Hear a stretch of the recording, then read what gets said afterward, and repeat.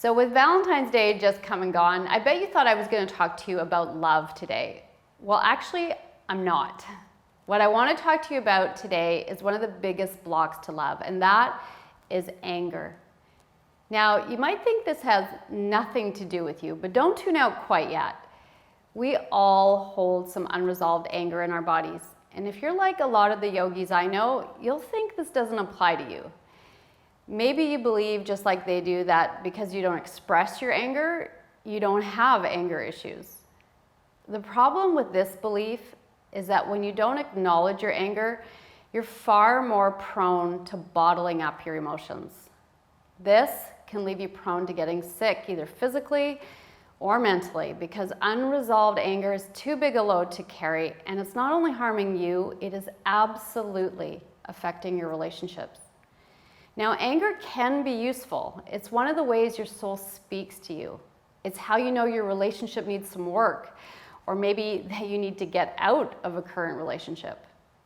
That's a big question we all face at one time or another in relationship. Should I stay or should I go? Here's where unresolved anger comes in. If you're not emotionally clear and calm, if you're still dragging around all your pain and hurt from the past, how can you possibly make the right choice? To make the right decision when these big life-changing questions come along, you need to know if your emotions are coming from the accuracy of the present or the pain of the past. And more often than not, if your anger is supercharged, your response to your current situation is tinged with emotions you haven't processed from the past. One of your biggest life goals is to process your unresolved anger so that your responses are based on the truth of what is happening right now. You can't let your past pain continue to dictate your future. Let me give you an example. One of my students, let's call her Mary. She was cheated on by her former partner. That must have hurt, right? Betrayal always does. Now, Mary did move on from that relationship, and she's in a new relationship now, but she hasn't let her guard down. Understandably, she's lost trust, but here's the thing.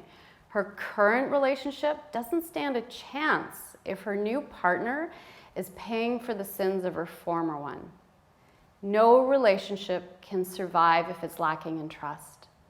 Now, of course, real trust can only be established over time, but if you can trust yourself, then no one can hurt you. Do you trust yourself? Until you learn to trust yourself fully, you'll keep attracting people into your life that will let you down.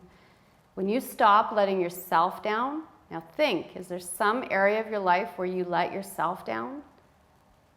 Until you stop letting yourself down, unreliable people will keep showing up in your life. So how do you break the cycle? You can use the tools of Kundalini Yoga to release the toxic emotion of anger. And one of the most powerful ways to move out of victim mode and into a more empowered state is to cultivate your own internal power with third chakra practices. You don't have to work so hard to protect yourself. When you take control of your third chakra energies, you'll understand that no one in life can hurt you as much as you hurt yourself. To experience love in your life, you have to prepare your mind and your body to give and to receive love. And your preparation should include third chakra practices like the ones I've shared with you here before, breathing practices like breath of fire or abdominal exercises like stretch pose. I'm going to post some links right here so you can check out these really simple practices that can be really empowering.